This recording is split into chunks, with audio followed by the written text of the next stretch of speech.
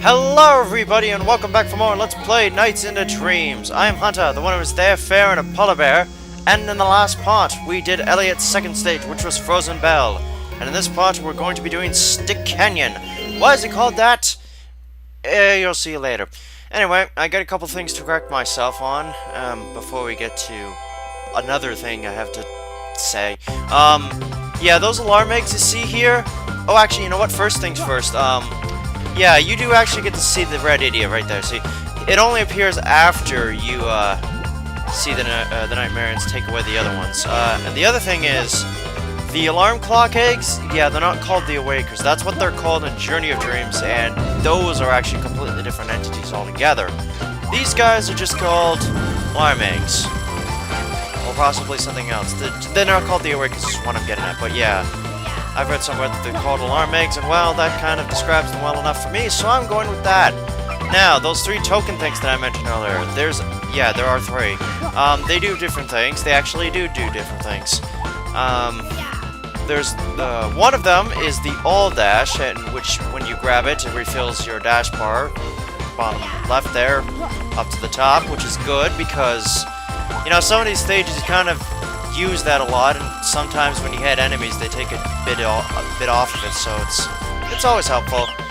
The other one is called the Super Paraloop, which, oh, actually, I think we can get the all dash. Well, no, not yet, but I will soon. The Super Paraloop, which, when taken, and when you perform a Paraloop, the size of it increases.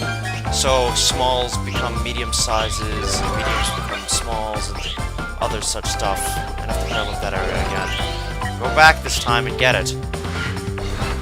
I said get it. Come on, there you go. See, yeah, it fills your dashboard all the way up.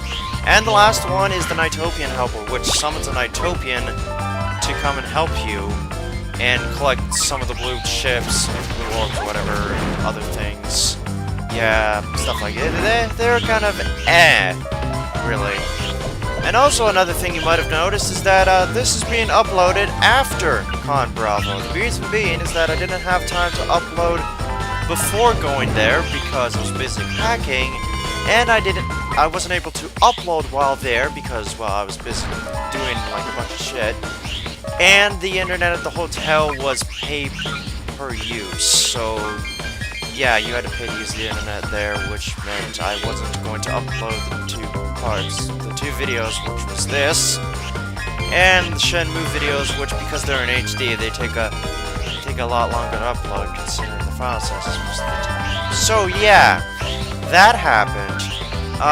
That being said, though, I'm going to have to retract my previous statement about whether or not I would continue doing Elliot's story with his last level in the next part, or just go into Claris's. I'm just going to go into Claris's, considering that's the order I recorded the videos in, and having a nice even 7-part thing would be nice. The last part, of course, being the Twin Seeds levels, and then the bonus episodes being the Christmas night thing, which I did not manage to find at Con Bravo, unsurprisingly. That game is as rare as hen's teeth. Anyway, now, yeah, it's called Stick Canyon. This is not really the sticking, well, it might be the sticking part. You're stuck to this grate and have to deal with some of the most irritating controls ever in this kind of thing. This is kind of that early age of 3D where people didn't know how the fuck that worked. And as you can tell there, because it's not very, yeah, well, you know, doing this is, controlling this, like, these sections of the levels is fine, but and when you get experimentation of 3D in that time was kind of hit and miss. Mostly miss. That's where most franchises died. A lot. Though they kind of asked for it, really. Anyway. Yeah. Actually, a lot of people are wondering, did Superman 64 base their entire structure off, well, this? Like the whole going through rings nonsense? Is that based off of this? Or would that be based more off of something like Donkey Kong 64? No, not Donkey Kong, what am I saying? Donkey Kong 64, no, yeah, the training levels in Star Fox, that's what a lot of people's like, oh yeah, it's like that. But anyway, now, usually I think this is... Yeah, well, this is the second hardest level in the game. Well, no, duh, it's like the second to last one, right? Well, yeah, chronologically it is, because I'm not sure if I mentioned this before, and it's very likely that I have. Elliot's story is supposed to be... Well, not story, Elliot's levels are supposed to be the second ones you play, and you're supposed to be Claris's first. That's why they're placed where they are. Yeah, that's Nightmare. So, this is technically the 6th level, but I'm doing it first because I don't know why. Anyway, now this part happens. You go through that weird force field thing. I think it's like a matter distortion, because suddenly everything is magnetically attracted to Knights here.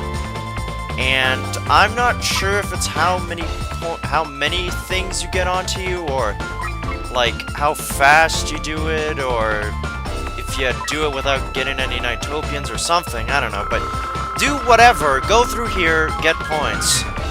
I think it has to do with how much stuff is attached to you. That's what I'm going by anyway.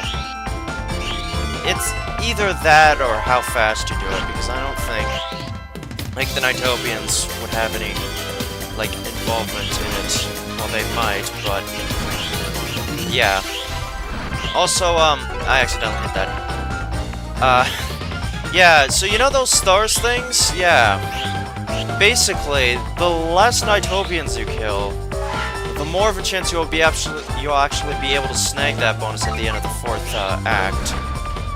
I'm not sure if I don't remember things. I recorded the post-commentary a week ago, and I'm too lazy to look at what I said in the previous points, so there. Anyway, yeah. This part happens.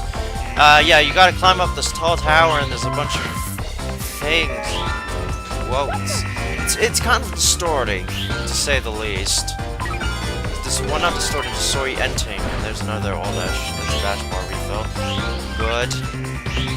I can't remember if the same power-ups are in Knight's Journey of Dreams, or if they are there, or if they're different ones on top of them, or if they're all completely different or something. I don't know. I'm pretty sure at least one is, but I can't remember which one. Okay, so this section.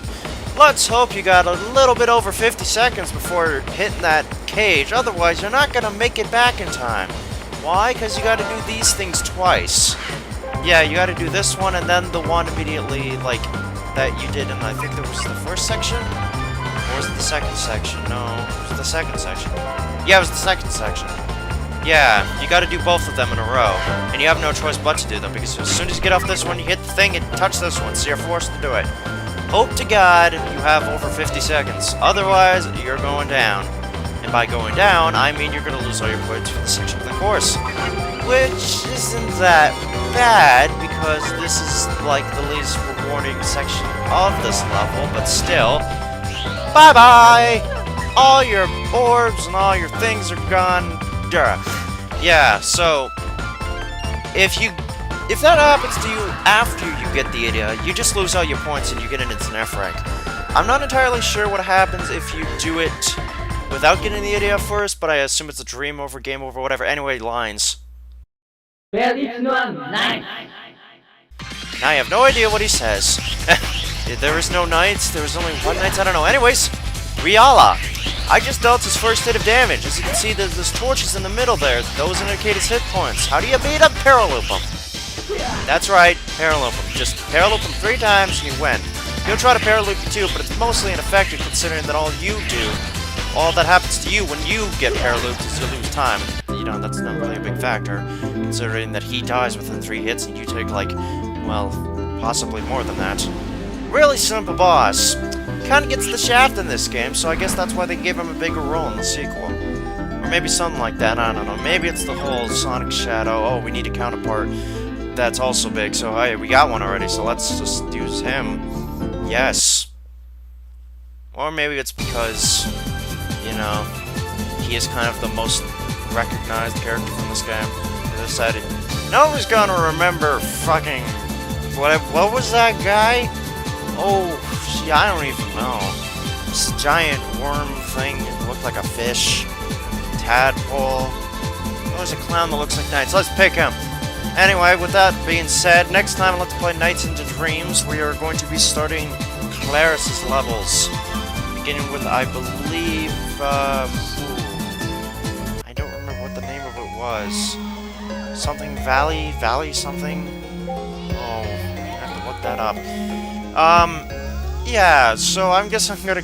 Since in this, I just basically padded out this part of the recording to state whether or not you guys want to pick the levels or whatever, but the obvious answer is I'm gonna be starting Classic Story levels next part, yes.